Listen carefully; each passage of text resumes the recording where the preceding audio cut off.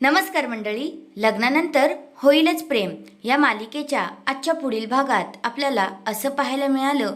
आता काव्या विजयला म्हणत असते, तुमचं आणि तुमच्या बायकोचं लग्न तर झालंय, मग तुमच्या बायकोच्या गळ्यात मंगळसूत्र का बरं नाहीये? लग्नाच्या दुसऱ्याच दिवशी बरं बायकोने मंगळसूत्र काढून ठेवलं.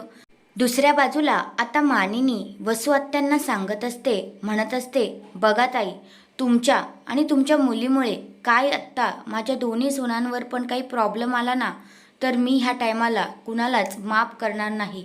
तिचं एवढंच म्हणणं असतं की माझ्या दोन्ही सुना प्रेग्नेंट आहेत आणि त्यांच्यावर आता तिला कोणतंही असं प्रॉब्लेम नको आहे. त्यामुळे ती वसू आत्यांना इकडे समजावत असते. दुसऱ्या बाजूला आता जी काव्या आहे ती नंदिनीकडे जाते आणि नंदिनीला म्हणते, ताई, नॉर्मली लग्नानंतर प्रेम बघितलं आपण आपलं, पण आता आपल्याला रम्याचं लग्नानंतर गेम झालेला पाहायचं आहे. असं आता त्या दोघीही जणी बोलत असतात आणि खूप जास्त हसत असतात.